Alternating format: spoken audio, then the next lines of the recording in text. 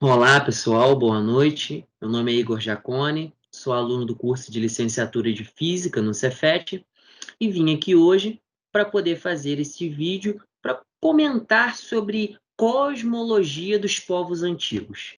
E já fazendo aqui uma introdução sobre esse conteúdo, já do título, Cosmologia e Religião dos Povos Antigos. Decidi separar essas palavras no título porque muitas vezes a gente não tem essa noção de que cosmologia e religião para os povos antigos eram basicamente a mesma coisa, elas eram muito intrínsecas uma na outra. Então eu decidi separar no título para que talvez isso possa abrir a nossa mente de que a cosmologia e a religião andavam muito juntas, elas estavam ali intrínsecas uma na outra, na pré-história, né? E agora trocando aqui de slide, a gente tem que iniciaremos o nosso estudo de cosmologia voltando à pré-história. Recuar tanto no tempo. E aqui, a gente basicamente precisa voltar tanto no tempo porque a cosmologia dos povos antigos vai ser dada pelo povo lá na pré-história. Então, a gente precisa voltar tanto no tempo para poder entender basicamente como isso funciona. Eu acho que o termo cosmologia, eu não preciso aqui explicar muito o que, que é, o termo religião também não, mas vale um adendo que a religião dos povos antigos ela é bem mitológica, é uma noção diferente do que a gente tem hoje, e os povos antigos propriamente vão ser dados pelos povos da pré-história. Nossa abordagem seguirá sempre que possível a trilha histórica deixada por aqueles que se aventuraram por esse intrincado caminho. Então, basicamente, a gente só vai conseguir estudar pré-história, só vai conseguir estudar a cosmologia dos povos antigos que conseguiram registrar sua própria história, que conseguiram registrar seus conteúdos. Não tem como, né, estudar a pré-história de alguns povos que não registraram ou registraram pouco. Então, vale deixar claro isso. Graças aos trabalhos dos geólogos, sabemos que nosso planeta foi formado há cerca de 4,5 bilhões de anos, a partir de uma nebulosa planetária. Então, aqui vale o destaque, né, de que o nosso universo, nosso sistema, ele é muito antigo, ele já existe há bilhões de anos, mas a gente aqui, é claro, vai estar focado nos povos antigos, que mais ou menos daqui a pouco a gente vai entender quando que eles surgem aí nessa brincadeira de 4,5 bilhões de anos. Aqui do lado, como vocês podem ver, tem um quadro que explica a geologia da Terra, a evolução da vida, mostra os povos, qual período esse povo apareceu, como funcionava esse povo. Então, enfim, quem tiver interesse, pausa o vídeo aí e dá uma analisada com mais calma. E aí vem aqui a pergunta-chave: por que os povos antigos utilizavam da cosmologia? E aí a resposta para isso é: os povos antigos usavam da cosmologia para poder marcar o período de colheita e de planta, coisa que na época era fundamental. A cosmologia servia como a religião da época, eram os mitos da época eram todos calcados na cosmologia. Então essas são as funções aí talvez principais da cosmologia, mas dentre outras, né, dentre várias outras funções que a gente vai ver mais à frente. E agora a gente tem a Idade da Pedra. E aí, na Idade da Pedra, a gente vê ali, né? A Idade da Pedra é menos 95% da história da existência do ser humano, e ela só irá terminar nas proximidades de 3.000 anos antes de Cristo. Então, a pré-história é cerca, assim, de 95% de 100% da história humana, 95% é pré-história. Então, olha quanto tempo a gente não tem dessa pré-história, dessa formação do homem, quantos mitos, quantos povos, quanta coisa rica não aconteceu nesse período e que muitos nem foram registrados. Dado, né, que 5% vai ser basicamente só o período ali que a gente conhece, né? Que é Aristóteles ali, depois com Cristo, Idade Média e assim sucessivamente na história aí da humanidade. O último estágio da Idade da Pedra é conhecido como o período Neolítico. E esse período é muito interessante porque esse povo, ele foi basicamente o último povo da Idade da Pedra. Eles foram, assim, a última civilização. Então, por motivos óbvios, né, eles terão ali uma coisa mais evoluída, eles terão um conteúdo mais evoluído, uma cosmologia mais evoluída, tudo neles vai ser mais evoluído. Então, é claro que vai ser interessante a gente analisar esse povo. A Era Neolítica seguiu-se chamada Idade de Bronze, o período entre 2.200 a 800 anos antes de Cristo. E aí, agora a gente parte propriamente para o povo neolítico mesmo. E aí, basicamente, para eles o universo, ou seja, as coisas cosmológicas, era o clima, os terremotos, os vulcões e as fortes mudanças que ocorriam do ano no meio ambiente, né? Então, assim, o que era cosmologia para esse povo? Era tudo isso que foi citado agora, só que entra um detalhe muito interessante. Todas as outras coisas que ocorriam fora da vida diária comum desses povos eram interpretadas como sendo sobrenaturais. É o que a gente vai chamar na cosmologia de uma cosmologia mágica. Eles acreditavam que existia uma cosmologia mágica, que eram essas questões mais espirituais, mais sobrenaturais. Então, achei isso muito interessante que destacar. Uma das principais instituições desenvolvidas em sua forma mais complexa pelo ser humano no período neolítico foi a religião em suas numerosas variedades. Os antropólogos modernos destacam o fato de que a religião primitiva não era uma questão de crenças nem de ritos. Na maioria dos casos, os ritos vieram em primeiro lugar. Os mitos, dogmas, teologias, racionalizações foram criados posteriormente. Então, como eu disse, a cosmologia e a religião eram algo intrínsecos naquela época. Os mitos, tudo isso que encadeou na cosmologia. E aqui, como a gente pode ver, no próprio povo neolítico, o mito ele veio primeiro, a religião veio primeiro. É como se a cosmologia fosse uma consequência dos mitos daquela época. E a gente vai ver que com vários outros povos foi assim também. Agora a gente tem a Mesopotâmia. Na Mesopotâmia, o que foi a Mesopotâmia? Como a gente pode ver no mapa, ela foi um espaço geográfico que eram dividido por vários povos, né? O povo babilônico, o povo da Pérsia, do Egito, enfim. Viviam ali vários povos que os principais estão destacados ali, que são os sumérios, os babilônios e os egípcios. É... E uma coisa assim que vale destacar é que a Mesopotâmia era uma área geográfica na qual pessoas com as mais variedades de origens se instalavam e eventualmente organizavam estados e cidades, que mais tarde se transformaram em poderosos impérios. Então, aqueles impérios que a gente vai ver um pouco depois na história, eles foram formados através desses povos. Povos esses que usavam constantemente a cosmologia para sua subsistência. E aí, agora, aqui falando do primeiro povo, que seria o povo sumério, esse é um daqueles povos que a gente não tem muito registro histórico, nem da sua cosmologia, nem da sua forma de viver, mas a gente sabe que foi um dos maiores povos da época.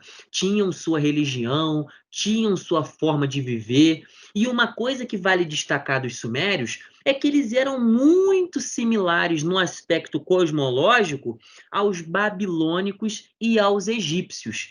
Então, cabe a vocês fazerem os links conforme eu for falando as próximas teorias cosmológicas, vocês relacionem também com o povo cimério, dado que não temos muitos registros históricos sobre ele. Mas eu destaquei, mesmo não tendo muita coisa para falar, porque é um povo de extrema importância. Essa foto aí que a gente pode ver desses grandes impérios e tudo, isso era formado em grande parte pelos cimérios.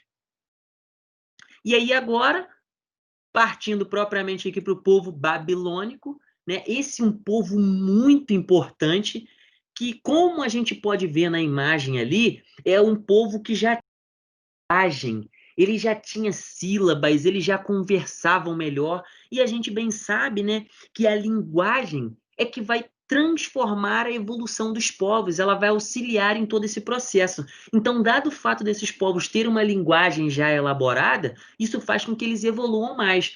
E o povo babilônico, eles também tinham uma matemática, como a gente pode ver nessa imagem da esquerda, né? A gente vê ali que essa imagem ela está cortada em xizinhos, né?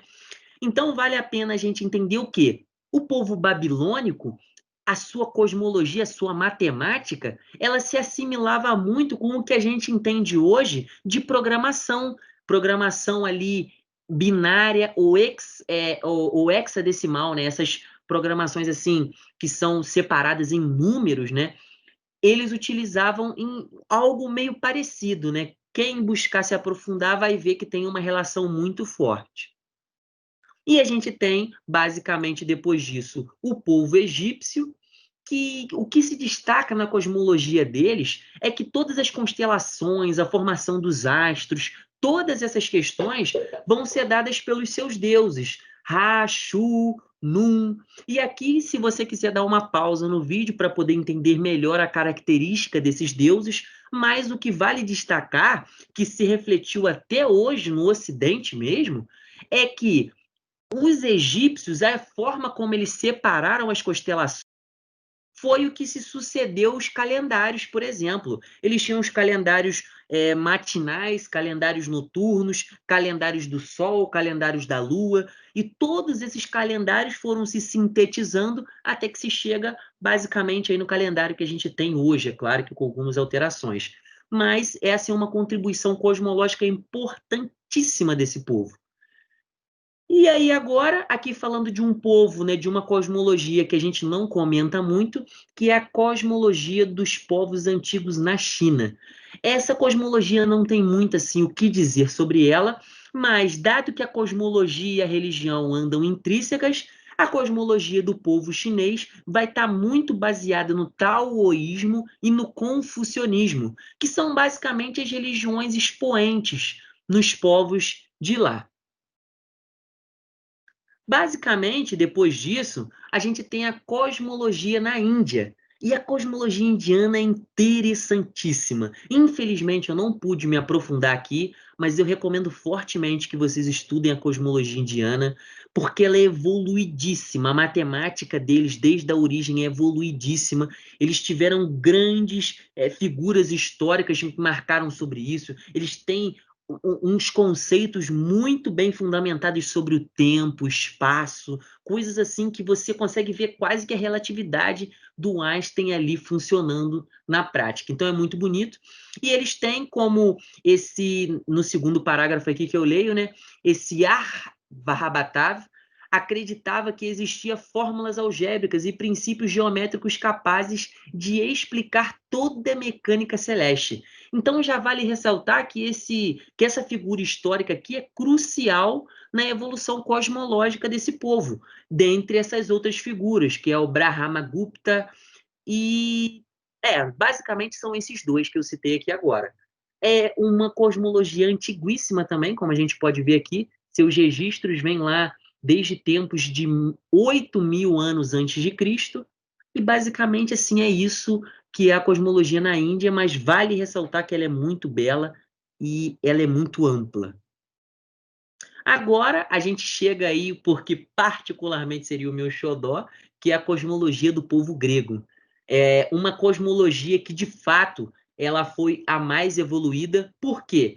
Por questões civilizacionais, questões geográficas do próprio povo grego, a forma como a sociedade se formou, a liberdade que eles tinham para estudar, para pesquisar, a forma como os sacerdotes não tinham um vínculo de prender a sociedade, um vínculo tão forte, dava mais liberdade para estudar, enfim, a religião já não era mais tão vínculo já no povo grego. Então eles vão ter uma cosmologia muito mais evoluída, os conceitos da cosmologia grega que a gente traz até hoje. Tem ali, né, os primeiros registros de como os gregos interpretavam o universo estão em poemas épicos escritos por Onésio e Hesíodo. E basicamente, mais para frente aqui, a gente vai ver que Ptolomeu que de fato sintetiza essa filosofia grega e essa cosmologia grega para nós. E aí agora aqui, já chegando aí perto do final, a gente tem uma cosmologia aristotélica que Aristóteles chamava de cosmologia sobre os céus. E a gente tem aqui nessa imagem a forma como Aristóteles, como era o céu, o universo para Aristóteles, como era a concepção de mundo deles. E esse, é claro, vai ser um dos livros mais influentes de Aristóteles escrito na humanidade sobre isso. A história da cosmologia aceito por mais de 18 séculos, desde sua criação por volta de 350 anos antes de Cristo. Ela vai até os trabalhos de Copérnico, no início do ano de 1500. Então, olha por quanto tempo essa cosmologia aristotélica, e eu esqueci de trocar a tela aqui, gente, perdão. Essa cosmologia aristotélica foi utilizada, né? E ali, como eu disse, está a imagem do universo segundo Aristóteles.